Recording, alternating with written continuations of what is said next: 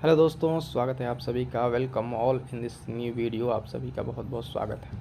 बहुत सारे दोस्तों के कमेंट थे कि यूपी स्पेशल के लिए पेपर 5 और 6 के लिए है ना कंप्लीट एक फ़्लो चार्ट नोट्स के साथ भी पढ़ा दिया जाए। इसके पहले दोस्तों बता दें आपको, अगर आप नए हैं तो, कि हम आपके लिए पेपर 5 और 6 के लिए क्वेश्चन आंसर फॉर्मेट में, ठीक है, क्वेश्चन आंसर फॉर्मेट में बहुत सारी चीज़ें करा रहे हैं। उसको सिलेबस को कवर करा रहे हैं। बहुत सारे दोस्तों को कमेंट थे कि नहीं, इस सीरीज़ को कंटिन्यू रखिए और उसके साथ साथ जो नोट्स है पहले टॉपिक, यानी किस टॉपिक पर आप क्वेश्चन करा रहे हैं उस टॉपिक को थोड़ा सा फ्लो चार्ट के माध्यम से समझा दीजिए, शॉर्ट नोट्स के माध्यम से समझा दीजिए।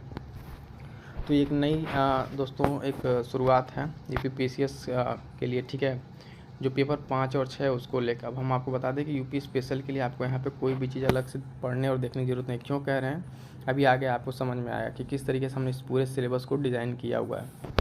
सबसे पहले बता दें कि इसमें हम आपको टेस्ट सीरीज भी कराएंगे। जो सिलेबस है, पहले सिलेबस आपको बता दें। मोस्टली पेपर 5 में, ठीक है, जीएस पेपर 5 में अगर आप बात करें तो उसमें हिस्ट्री है, ठीक है ना, हिस्ट्री है और आर्ट एंड कल्चर है यूपी का। पेपर 5 की बात करें, समझिएगा इस चीज़ को ध्यान से कि किस तरीके से हम लोग आगे प्रोसीड करेंगे। पहली चीज़ जब समझ जाएंगे तो आगे के लिए आपके लिए आसानी होगा, ठीक है। तो ये चीज़ हो गया कि पेपर 5 में क्या है, हिस्ट्री है यूपी का और आर्ट एंड कल्चर है। उसके साथ एक पोर्शन क्या है, एक पोर्शन है पॉलिटी, ठीक है, यूपी का पॉलिटी। और उसके साथ क्या है, उसके साथ है सिक्योरिटी का पोर्शन, ठीक है, सिक्योरिटी और गवर्नेंस। 4 सेक्शन है। अब ये सेक्शन पहले हम आपको कवर कराएंगे किससे, सेक्शन को हम आपको कवर कराएंगे पहले सिलेबस, ठीक है, इसका सिलेबस कवर कराएंगे। और सिलेबस कवर होने के बाद आपके लिए हमने देखिए टेस्ट भी यहाँ रखा हुआ है। सिलेबस जब जैसे से जो पॉइंट कवर होगा पढ़ाने के बाद से, है ना, अभी पहले आपको बता दें। देखिए हाँ, यहाँ पे ये जो है पेपर 5 में पहले आज हम स्टार्ट करेंगे उत्तर प्रदेश का इतिहास, प्राचीन सभ्यता और संस्कृति शहर। तो इसमें करना क्या है, सबसे पहले देखिए ये सिलेबस देख लीजिए कि अब इसमें क्या क्या डिटेल में हमको पढ़ना है ना। फिर अभी आते हैं कि टेस्ट पे कैसे टेस्ट कराएंगे आपका। तो पहला कला और संस्कृति यूनिट है और इसमें इतनी सारी चीज़ें उत्तर प्रदेश के इतिहास से रिलेटेड है, ठीक है। उसके बाद अगला पॉइंट जब इसमें आता है इतिहास के बाद से, तो अगला चैप्टर है इसमें उत्तर प्रदेश के कला और जो भी संग्रहालय पूरा लेख है इससे रिलेटेड है, ठीक है। तो चैप्टर वाइज हम लोग करते जाएंगे और उससे रिलेटेड मेंस के क्वेश्चन आंसर भी आपको हम यहाँ पे क्वेश्चन आंसर के फॉर्मेट में इन टॉपिक से जो क्वेश्चन आंसर मेंस का बनेगा उसको भी कराते चलेंगे, ठीक है। तो आज के टॉपिक में देखिए, आज के पहला लेक्चर है। इस लेक्चर में हम लोग बात करेंगे उत्तर प्रदेश के इतिहास, ठीक है, सभ्यता, संस्कृति और प्राचीन शहर। जितना इसमें कवर होगा करेंगे। उसके बाद से जैसे ये चैप्टर कंप्लीट होगा ना दोस्तों, उसके बाद से हम क्या करेंगे, इससे रिलेटेड जो 2 से 3 मेंस के 2 से 3 जो क्वेश्चन बन सकते हैं, 3-4 क्वेश्चन जो भी बनेंगे उन क्वेश्चन को आपसे डिस्कस करेंगे, ठीक है। क्वेश्चन के फॉर्मेट हम आपको दिखा दें। क्वेश्चन ऑलरेडी आपके लिए सेट कर रखा है, जो भी इंपॉर्टेंट क्वेश्चन बन सकते हैं इतिहास से, ठीक है। ये क्वेश्चन 8 नंबर के भी कुछ क्वेश्चन है इसमें, ठीक है। क्वेश्चन अगर आप देखेंगे 8 नंबर के क्वेश्चन। उसके बाद से कुछ क्वेश्चन आपके लिए 12 नंबर के हैं जिसमें 200 शब्दों के लिखने हैं। तो ये सारे क्वेश्चन किससे हैं, इतिहास के। अभी सिर्फ इतिहास के सेक्शन से आपके लिए दोस्तों कितने क्वेश्चन हैं, टोटल यहाँ पे 20 क्वेश्चन हैं मेंस के। यानी आप पहले यहाँ पे पढ़ेंगे क्या, पहले सब्जेक्ट पढ़ेंगे, ये चैप्टर वाइज पढ़ लिए, इसका जो भी माइंड्स मैप है, इसमें जो जो पॉइंट्स है उसको आप पढ़ लिए, ठीक है। उसके बाद से उस पर क्या मेंस के क्वेश्चन बन सकते हैं उस चीज़ को हम लोग डिस्कस करेंगे। दोस्तों एक चीज़ कहेंगे, आपको जो चीज़ें समझ में आ रही हैं, ठीक है, उसके लिए आप कमेंट करके ज़रूर फीडबैक दीजिएगा कि हाँ ये कितना सही जा रहा है कितना नहीं, ठीक है। ये चीज़ें आपके लिए हेल्पफुल हो रही हैं कि नहीं, जो प्रयास एक नया सोचा गया है ये आपके लिए कितना हेल्पफुल है, ठीक है। तो आई होप कि ये सारी चीज़ें आपको समझ में आ गई है ना। इस सिलेबस को हम लोग आज पहला चैप्टर स्टार्ट करेंगे, उसके साथ टेस्ट सीरीज भी है। तो आज के चैप्टर में जब हम बात करेंगे, है ना, तो आज के हम सेशन में ये डिस्कस करेंगे कि उत्तर प्रदेश कला संस्कृति, और उसके साथ ये जो कुछ पॉइंट हैं इनको हम माइंड मैप्स के बाद नोट्स के माध्यम से समझेंगे और इसके बाद से फिर टेस्ट लगाएंगे, ठीक है। तो दोस्तों एक चीज़ से आपसे एक चीज़ कहेंगे कि जो आपका फीडबैक होगा वो कमेंट सेक्शन में ज़रूर बताइएगा कि इस चीज़ को कंटिन्यू रखना है, क्या सिर्फ क्वेश्चन आंसर वाला रहने दें, है ना। क्योंकि इसके साथ साथ देखिए इसमें बहुत सारी चीज़ें बनानी पड़ती है और इसके साथ काम करना पड़ता है। तो चलिए फटाफट सब स्टार्ट करते हैं। उत्तर प्रदेश के प्राचीन ये शहर वाला पहला यूनिट, ठीक है। ये थोड़ी सी जो बातें थी मैंने बता दी। अब देखिए यहाँ पे क्वेश्चन को कैसे देखना है। जो सिलेबस है उसका पहला पॉइंट उत्तर प्रदेश के जीएस पेपर 5 का है, जीएस पेपर 5। अब यहाँ पे समझिए, तो यहाँ पे दोस्तों अब हम सिलेबस को कैसे डिस्कस करेंगे किस फॉर्म में, ये माइंड्स मैप के फॉर्म में। यानी यही चीज़ें जो है ना आपको काम आएंगे किसमें, आंसर राइटिंग में। ये सारे मेन पॉइंट्स आप आंसर राइटिंग में फीड करेंगे। यहाँ पे एक फ्लो चार्ट के माध्यम से आपको हम समझा देंगे।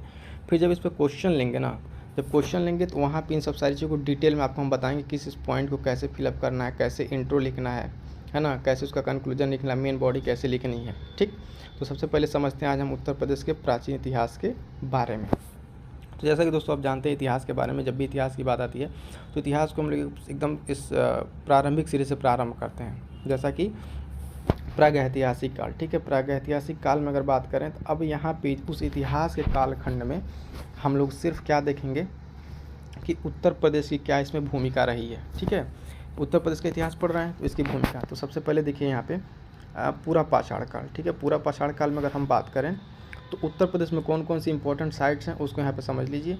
यही साइट्स आपके क्वेश्चन के फॉर्म में पूछेगा कि उत्तर प्रदेश के प्रागैतिहासिक काल में कोई भी काल का नाम दे दे। ठीक है, पूरा पाषाण काल हो गया, मध्य पाषाण काल हो गया, नव पाषाण काल हो गया, कि इसकी विशेषताओं का उल्लेख कीजिए।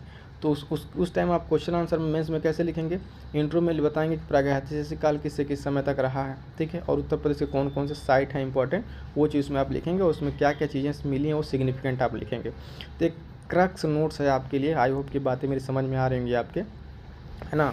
तो देखिए पूरा पाषाण काल की जब हम बात करते हैं तो यहाँ पे क्या है, प्रयागराज की बेलन घाटी। ठीक है, साइट का नाम है प्रयागराज की बेलन घाटी, और यहाँ पे इंपॉर्टेंट खोज क्या है कि मातृ देवी की प्रतिमा मिली, एक मूर्ति मिली है। ठीक है, उसके बाद है सोमदरा। ठीक है, सोंदरौला सिंगरौली घाट। उसके बाद चंदौली की चकिया, वहाँ पे 8 गड्ढे चूल्हे मिले हैं, और सराय नहर। ये 4 इंपॉर्टेंट पॉइंट याद रखिएगा, जब अभी मेंस के क्वेश्चन आंसर होंगे तो वहाँ पे इन चीज़ों की ज़रूरत पड़ेगी जब हमको डिस्कस करेंगे वहाँ पे पूरा पाषाण काल।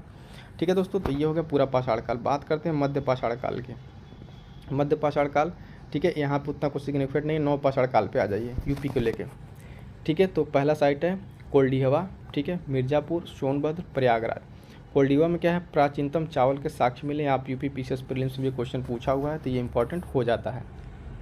ठीक है, अगला है ताम्र पाषाण काल। वहाँ पे कौन कौन साइट है, मेरठ है, सहारनपुर है। ठीक है, मेरठ और सहारनपुर है, ये 2 साइट याद रखिए ताम्र पाषाण काल से। ठीक है, तांबा और कांस्य संस्कृति में अगर बात करें तो यानी हड़प्पन सिविलाइजेशन में आलमगीरपुर, बड़गांव, हुलास, सहारनपुर, इसको हम मैप के माध्यम से भी देखेंगे जब हम क्वेश्चन को डिस्कस करेंगे। तो ये 2 साइट याद रखिएगा क्योंकि क्वेश्चन इस पर बनेगा कि उत्तर प्रदेश में, क्वेश्चन कैसे बनेगा, उत्तर प्रदेश में, ठीक है, प्राचीन हड़प्पन सभ्यता के बारे में उसकी विशेषताओं का उल्लेख कीजिए, उसके जो भी प्रमुख साइट्स हैं उसका उल्लेख कीजिए। तो और क्या है, हड़प्पा का आलमगीरपुर। ठीक है, ये सब साइट्स हो गई यहाँ पे। ठीक है, अब बात करते हैं वैदिक काल की। ये क्लियर हो गई ना, इतना ही सारी चीज़ें देखिए, पढ़ना आपको डिटेल में बहुत सारी हैं, PDF आपको प्रोवाइड करा देंगे इसकी डिटेल वाली, वहाँ से आप पढ़ लीजिएगा। लेकिन उसका जो क्रक्स निचोड़ है, शॉर्ट नोट्स में क्या आपको याद रखनी है बातें, ये बातें, इतना ही सारी बातें जो आपको याद रखनी है, जो मेंस आंसर राइटिंग में आप लिखेंगे। बाकी तो बातें आप बना के लिख ही सकते हैं। अब बात करते हैं वैदिक काल की। वैदिक काल में अगर आप ध्यान देंगे तो इतिहास के स्रोत में 4 वेद आते हैं, और वो NPW जो पॉट्स रहे हैं, ठीक है, वो अलग अलग तरीके से, जो भूरे रंग के, गहरे लाल रंग के, उसका थोड़ा बहुत साक्ष्य रहा है। तो वैदिक काल में बहुत सारी चीज़ में आर्यन वगैरह आए हैं। ठीक है, इंडस वैली से लेके, और जब एक्सटेंशन हुआ आपने गंगेटिक वैली में अपने उत्तर प्रदेश में, तो वो सब सारी चीज़ें इसमें आ जाएंगी जो आप प्राचीन इतिहास में डिटेल में वहाँ पे देखेंगे। मेन में इसमें क्या याद रखना है कि यहाँ पे वेद का इन्फ्लुएंस रहा है, और आर्यन इंडस से लेके यहाँ पे कौन सी वैली, गंजेटिक वैली में आए, और उत्तर प्रदेश का ये पूरा हिस्सा रहा। ठीक है, बात करेंगे महाजनपदास के बारे में। महाजनपदास के बारे में थोड़ी सी बातें करेंगे। तो सबसे पहले देखिए, जो महाजनपदास हैं उसमें से कितने उत्तर प्रदेश में रहे हैं। ठीक है, छठी शताब्दी में शुरू हुआ महाजनपद काल। टोटल 16 महाजनपद थे। 16 महाजनपद में दोस्तों बात करें तो टोटल 8 महाजनपद कितने थे अपने उत्तर प्रदेश में हैं। ठीक है, यानी 16 में से आप देखेंगे यहाँ पे 8 महाजनपद उत्तर प्रदेश में थे। अब इनका क्या करना है, आपको इन 8 महाजनपदों का नाम, ठीक है, और नाम के साथ कैपिटल याद रखनी है, क्योंकि डायरेक्ट क्वेश्चन पूछेगा कि महाजनपद काल किस तरीके से उत्तर प्रदेश में उसका विस्तार हुआ, उसका वर्णन कीजिए, है ना। ये क्वेश्चन पूछ सकता है। या तो क्वेश्चन यहाँ पे बनेगा कि 6ठी शताब्दी में, है ना, जब एक जनपद से लेके जब इकॉनमी डेवलप कर रहे थे उस समय उत्तर प्रदेश का क्या योगदान है। तो आप इन सारे महाजनपद का एक उल्लेख करेंगे, और क्या क्या इसके स्पेसिफिक फीचर है उसको बताएंगे। तो स्पेसिफिक फीचर और उसके सारे क्रक्स नोट्स यहाँ पे एक बार देख लीजिए। ठीक है, इसके बाद फर्दर हम लोग आगे बढ़ेंगे। ठीक है, अब देखिए कौन कौन से महाजनपद इसमें रहे हैं बात करें तो पहला है कुरु। ठीक है, कुरु इसकी राजधानी इंद्रप्रस्थ। कौशल, ठीक है, कौशल महाजनपद यानी वर्तमान अयोध्या और ये श्रावस्ती वाला रीजन। इसमें दो इंपॉर्टेंट चीज़ क्या है, इसमें इंपॉर्टेंट है कि कपिलवस्तु है ना शामिल है जो गणराज्य है, बुद्ध का जन्म स्थान प्रमुख राजा प्रसेनजीत, ठीक है, प्रमुख राजा प्रसेनजीत, ठीक। पांचाल की बात करेंगे, पांचाल तो अहिच्छत्र और काम्पिल्य, अहिच्छत्र और काम्पिल्य, ठीक है। और ये क्या था, राजशाही से गणतंत्र था। सूरसेन मथुरा, वहाँ के प्रमुख राजा अवंतीपुर से। वत्स का कौशाम्बी है ना, मल्ल के कुशीनगर। अगला है काशी का वाराणसी और चेदी से सुक्तिमती। तो चेदी सुक्तिमती इंपॉर्टेंट क्या है, ऋग्वेद में इसका उल्लेख है, और राजा शिशुपाल। तो ये पॉइंट याद रखिए कि चेदी के बारे में। मल्ल के बारे में जानते हैं कि बुद्ध का महापरिनिर्वाण स्थल है बुद्ध कुशीनगर, मल्ल की राजधानी है ना कुशीनगर। तो कुशीनगर बुद्ध का महापरिनिर्वाण हुआ। बात करेंगे जब इसकी वत्स कौशाम्बी की, तो यमुना के तट पर है, और ये राजतंत्र आर्थिक गतिविधियाँ यहाँ पर हुई हैं। अब इसके बाद हम आपको लिए चलते हैं, इसके बाद देखा थोड़ा मैप पे हम आपको दिखा दें इस चीज़ को कि महाजनपदाज किस तरीके से वहाँ पे डेवलप हैं। ये कुछ महाजनपदाज हैं, उनको देख लेंगे कि पूरे 16 महाजनपदाज हैं, ठीक है, 6 सेंचुरी BC के। इसमें आपको जो जो यूपी के हैं उनको आपको यूपी का मैप बना के लोकेट करना है। इसको आप लोग एक बार ध्यान से देख लीजिएगा, ठीक है। यूपी का मैप बना, यूपी में कौन कौन से आएंगे उसको लोकेट करना रहता है, ठीक है। आगे बढ़ते हैं, चलिए फिर आगे यहाँ से देखते हैं। ये हो गया आपका 8 महाजनपदाज, ठीक है। आगे देखते हैं, आगे जो है अब अगला पॉइंट आएगा इसमें कि बुद्ध और जैन धर्म, ठीक है, यानी बौद्ध धर्म और जैन धर्म के बारे में बात करेंगे। लॉर्ड बुद्धा वाली चीज़ों को इसमें डिस्कस करेंगे। तो यूपी में इनका क्या सिग्निफिकेंट रहा है, क्या क्या इनका यहाँ प्रचार प्रसार कैसे रहा है, वो चीज़ देखेंगे। सबसे पहले बात करते हैं दोस्तों बौद्ध धर्म की, ठीक है। बौद्ध धर्म से रिलेटेड यूपी में देखिए, पहले तो यूपी में नहीं थे, यहाँ देखिए पहले लुम्बिनी यानी इनका जन्म स्थान, ठीक है। सारनाथ वाराणसी अपने उत्तर प्रदेश से रिलेटेड जहाँ इनका पहला उपदेश है, और धार्मिक स्तूपा भी है। धार्मिक स्तूपा आपसे आर्ट एंड कल्चर इन स्थापत्य कला भी पूछेगा कि सारनाथ का धार्मिक स्तूप के बारे में बताइए।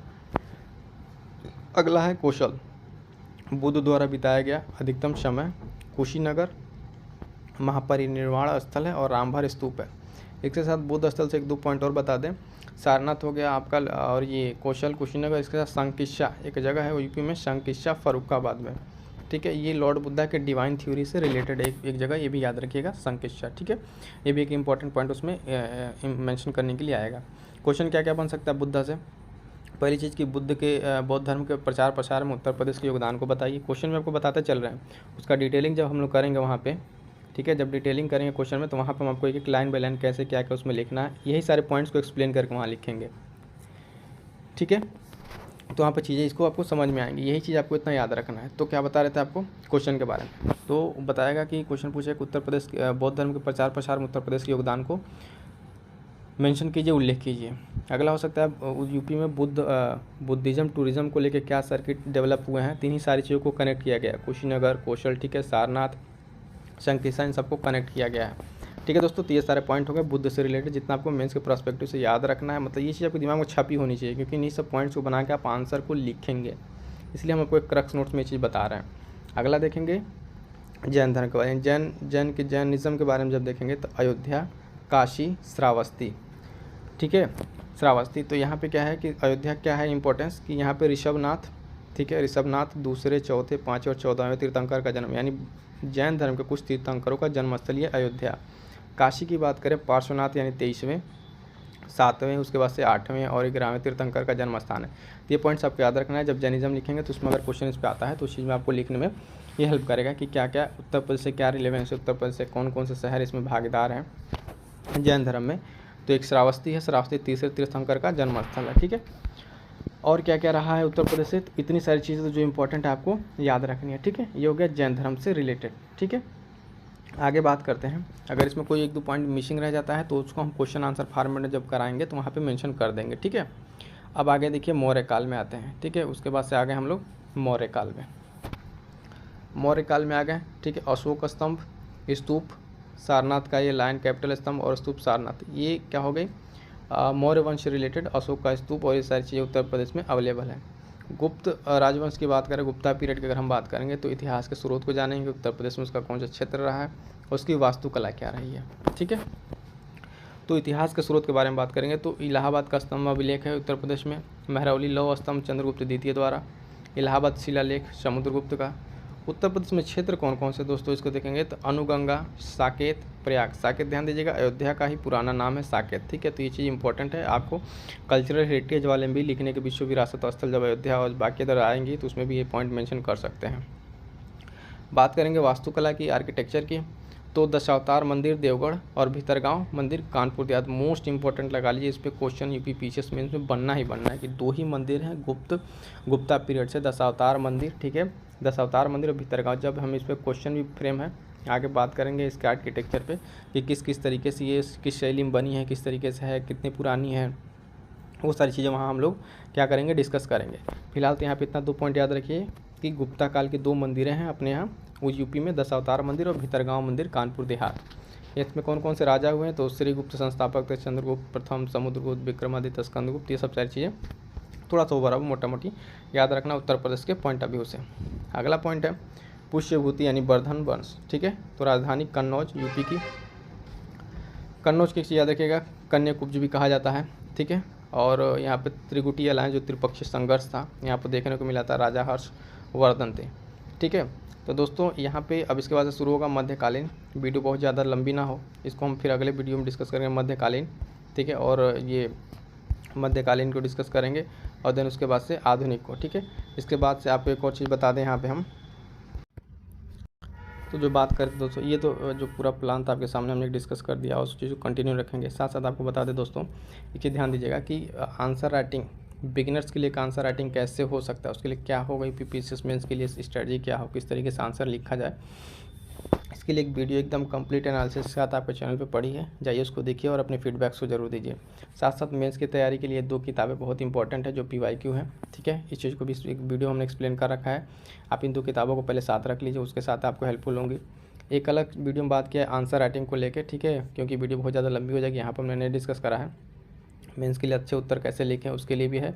और दोस्तों साथ साथ जब आप मेंस की तैयारी कर रहे हैं तो एक चीज़ तो बताएंगे कि प्रीलिम्स आपके लिए इंपॉर्टेंट है, प्रीलिम्स क्वालिफाई करेंगे तो ही आप मेंस देंगे। और प्रीलिम्स में सबसे ज़्यादा जो वेटेज है वो किसका है, करंट अफेयर का। तो दोस्तों यहाँ पे आपको करंट अफेयर भी पढ़ने को मिलेगा, पिछले 4 महीने करंट अफेयर की एक वीडियो पढ़ी है, कंप्लीट रिवीजन कर सकते हैं, जाकर नोट्स बना सकते हैं। तो एक बार जाइए उस चीज़ को आप देखिए, काफ़ी हेल्पफुल होने वाली है आपके लिए। तो दोस्तों ये देखिए आपके लिए कुछ बातें, और अंत में कुछ बातें अपने दोस्तों से जो शेयर करेंगे, जो लोग कमेंट करते हैं उनके लिए, कि अपने जो फीडबैक है आप जो दे रहे हैं फीडबैक वो आप देते रहिए, क्या आपको पसंद आए, किस तरीके से सेशन को और आगे बढ़ाया जाए, है ना, इसमें क्या और भी इम्प्रूवमेंट किया जा सकता है वो भी आप कमेंट करके बताइएगा, ठीक है। तो ये था आज के लिए दोस्तों आपके लिए पूरा एक कंप्लीट जो हमारी तरफ से हो सकता है हमने किया। मिलते हैं किसी नेक्स्ट वीडियो में, थैंक यू सो मच।